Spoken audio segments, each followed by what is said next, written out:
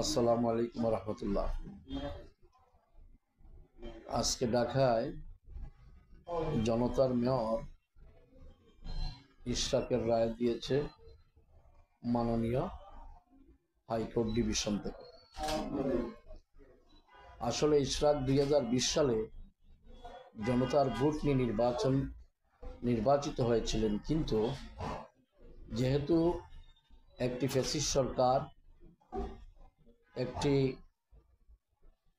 জবরদখল করে, যে সরকারটি বিগত 16 বছর এই বাংলাদেশে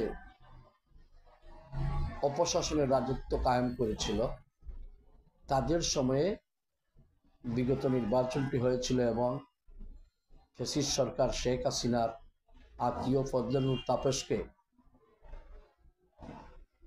জনগণের ভোট ছাড়া তাকে ঘোষণা দেওয়া হয়েছিল। কিন্তু ওই সময় বীর মুক্তিযোদ্ধা সাদেক হোসেন খোকা সাহেবের পুত্র ইঞ্জিনিয়ার ইশরাক কিন্তু 2020 সালেও বিজয়ী হয়েছিল। জনগণ তাকে ভোট দিয়ে বিজয়ী করেছিল, কিন্তু সরকারের কূটকৌশল এবং ফ্যাসিস্ট সরকারের আত্মীয়করণের কারণে ফজলুল তাপসকে তারা বিজয়ী ঘোষণা দিয়ে তারা সিটি কর্পোরেশনকে একটি রাজনৈতিক মঞ্চ বানিয়েছিল।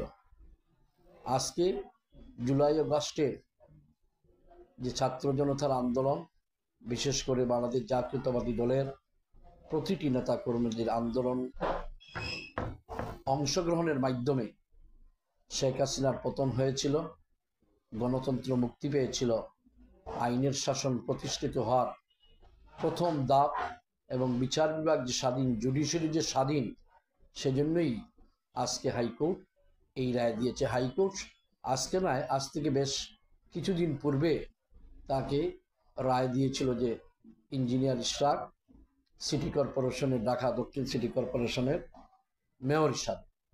কিন্তু একজন ব্যক্তি হাইকোর্টে রিট করেন এবং সেখানে নির্বাচন কমিশনকে এবং লোকাল গভর্নমেন্ট যাতে শপথ না পড়ান, সেজন্য একটি হাইকোর্টে রিট করা হয়েছিল।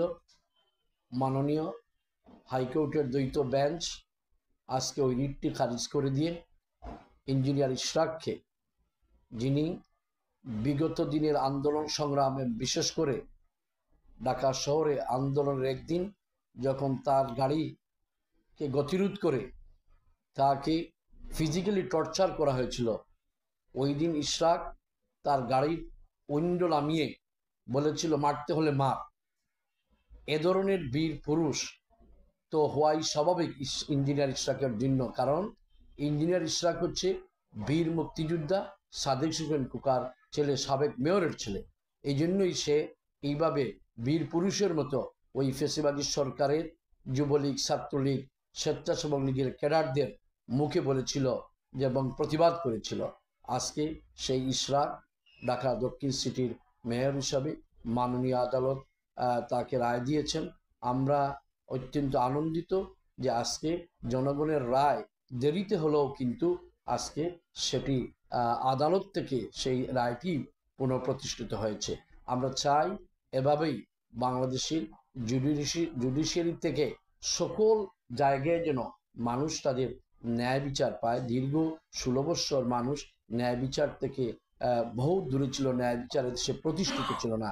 আজকে আমরা আশা রাখি আগামীতে যে জাতীয় নির্বাচন, যেটি অন্তর্বর্তীকালীন সরকারের প্রধান উপদেষ্টা এবং বাংলাদেশ সেনাবাহিনীর প্রধান জনাব ওয়াকারুজ্জামান সহ এবং ডক্টর ইউনূস সহ ডিসেম্বরের কথা বলছেন, সেই ডিসেম্বরে একটি জাতীয় নির্বাচন অনুষ্ঠিত হয়ে জনগণের যে দীর্ঘদিনের আকাঙ্ক্ষা, জনগণ যেটির জন্য যুদ্ধ করেছে, এবং বিশেষ করে বাংলাদেশ জাতীয়তাবাদী দলের, আমাদের দলের ভারপ্রাপ্ত চেয়ারম্যান জনাব তারেক রহমানের বলিষ্ঠ নেতৃত্বে এই দেশের মানুষের ভোটের অধিকার প্রতিষ্ঠিত করার জন্য দীর্ঘ 14টি বৎসর ওনার যে দিক নির্দেশনা, বাংলাদেশ জাতীয়তাবাদী দলের প্রতিটি নেতা কর্মী সহ বাংলাদেশের সাধারণ মানুষ সমর্থন জানিয়েছিল।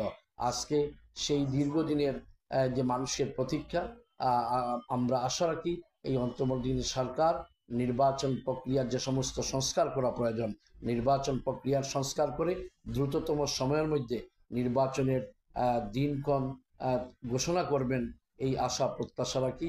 এবং আবারও আমি ইঞ্জিনিয়ার ইশরাকের যে রায় তার পক্ষে বা জনগণের পক্ষে, এটা জনগণের বিজয় হয়েছে, সেই জনগণের বিজয়ের জন্য আগামীতেও এইভাবে হয় সেই আশা প্রত্যাশা আমি রাখি।